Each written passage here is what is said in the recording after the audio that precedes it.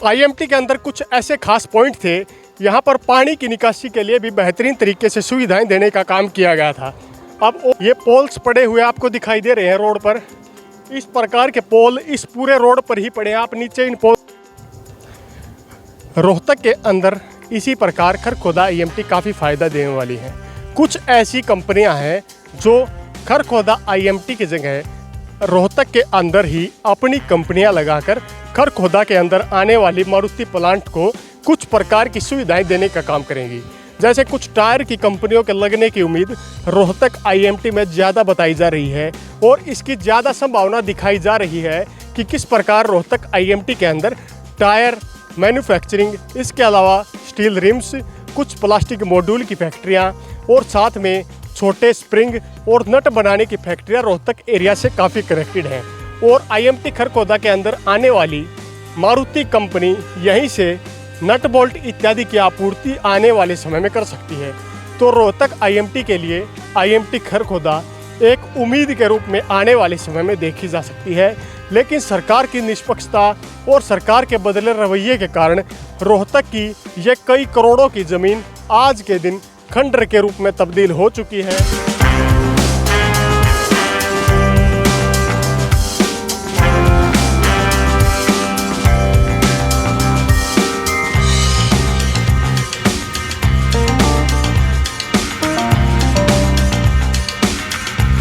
नमस्कार साथियों, आपका एक बार फिर से स्वागत है हमारे चैनल पर। आज आपको एक ग्राउंड रिपोर्ट हम रोहतक के उस एरिया से दिखाने वाले हैं जिसका विकास आज से लगभग 10 से 12 वर्ष पहले हो जाना चाहिए था।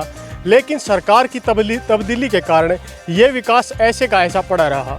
अब रोहतक के इस एरिया को पहले आप देखने का काम करें। आप उस साइड में देख सकते हैं, ये सारा आईएमटी रोहतक का एरिया आपको दिखाई दे रहा है और सामने आपको एक पैरेलल रोड दिखाई दे रहा है।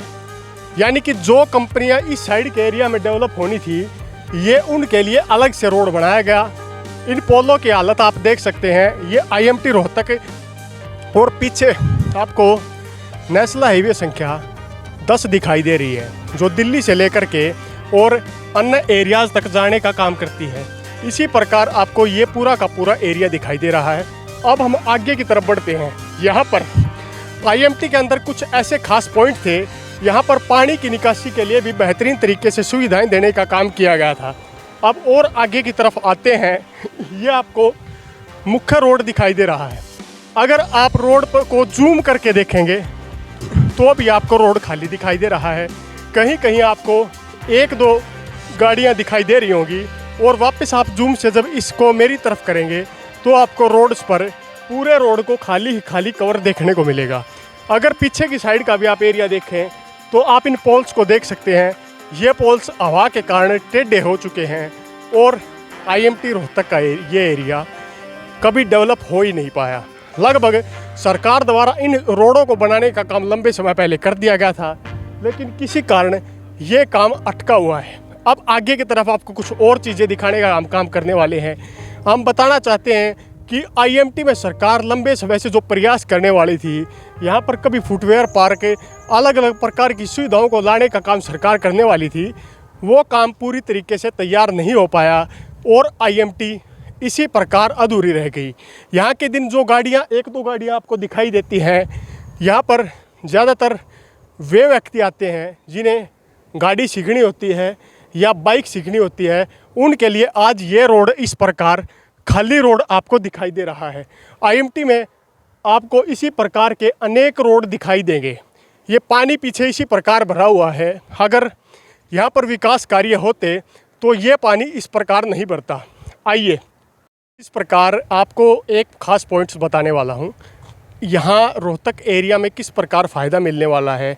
आने वाले समय में रोहतक एरिया सरकार ने फुटवेयर इंडस्ट्री को लाने का भी वायदा किया था और रोहतक में फुटवेयर इंडस्ट्री लंबे समय तक नहीं आ पाई। उसके पीछे कई कारण थे, क्योंकि यहाँ पर उद्यमियों ने ज़मीन खरीद ली। क्योंकि आने वाले समय में रोहतक एक अच्छे विकसित हब के रूप में गुड़गांव, फरीदाबाद और नोएडा की तर्ज पर विकसित होने वाले एरियाज़ में शामिल हो जाएगा। लेकिन एक खास पॉइंट, आईएमटी रोहतक के अंदर आईएमटी खरखोदा से कनेक्टिविटी को लेकर भी कई वीडियोज़ आ चुकी हैं।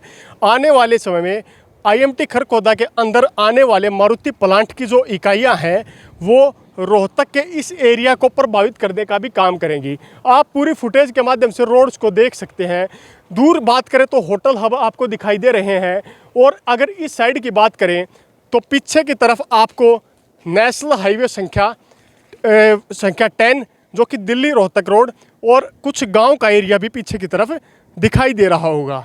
इसी प्रकार आईएमटी के अंदर सरकार द्वारा जो स्ट्रीट लाइट्स लगाई गई थी वो काम सारा ऐसे का ऐसा पड़ा है, लेकिन आईएमटी रोहतक को अब खरखोदा के अंदर आने वाली मारुति कंपनी से कुछ उम्मीदें जगी हैं, क्योंकि यहाँ के कुछ एरिया में मारुति द्वारा पहले भी एक छोटी इकाई रोहतक के अंदर लगाने का काम किया गया था, जिसे लर्निंग के नाम से आप जानते भी होंगे, और जिसका नाम वीडियो में नीचे की तरफ आपको मेंशन भी कर दिया जाएगा। रोहतक के अंदर इसी प्रकार खरखोदा आईएमटी काफ़ी फ़ायदा देने वाली हैं। कुछ ऐसी कंपनियां हैं जो खरखोदा आईएमटी की जगह रोहतक के अंदर ही अपनी कंपनियां लगाकर खरखोदा के अंदर आने वाली मारुति प्लांट को कुछ प्रकार की सुविधाएं देने का काम करेंगी। जैसे कुछ टायर की कंपनियों के लगने की उम्मीद रोहतक आईएमटी में ज़्यादा बताई जा रही है, और इसकी ज़्यादा संभावना दिखाई जा रही है कि किस प्रकार रोहतक आईएमटी के अंदर टायर मैन्युफैक्चरिंग, इसके अलावा स्टील रिम्स, कुछ प्लास्टिक मॉड्यूल की फैक्ट्रियां और साथ में छोटे स्प्रिंग और नट बनाने की फैक्ट्रियां रोहतक एरिया से काफ़ी कनेक्टेड हैं, और आईएमटी खरखोदा के अंदर आने वाली मारुति कंपनी यहीं से नट बोल्ट इत्यादि की आपूर्ति आने वाले समय में कर सकती है। तो रोहतक आईएमटी के लिए आईएमटी खरखोदा एक उम्मीद के रूप में आने वाले समय में देखी जा सकती है, लेकिन सरकार की निष्पक्षता और सरकार के बदले रवैये के कारण रोहतक की ये कई करोड़ों की ज़मीन आज के दिन खंडर के रूप में तब्दील हो चुकी है। यहाँ पर रात के अंधेरे में लोगों को घूमने से भी डर लगता है, और ये रोड जैसे दिन के समय में ही सुनसान पड़े हैं, तो उसी प्रकार ये रोड रात के समय में भी काफ़ी ज़्यादा सुनसान रहते हैं। यहाँ पर कई प्रकार के खतरे लोग महसूस करते हैं, और ग्रामीण एरिया से सटा एरिया होने के कारण ही रोहतक आईएमटी का विकास आने वाले समय में देखा जा सकता है। रोहतक के निवासी अगर इस वीडियो को देख रहे हैं तो कमेंट बॉक्स में अपनी प्रतिक्रिया देने का काम करें, और यह बताने का काम ज़रूर करें कि रोहतक आईएमटी में आने वाले समय में किस प्रकार विकास होगा या विकास नहीं हो पाएगा। कमेंट बॉक्स के माध्यम से अपनी राय देने का काम ज़रूर करें।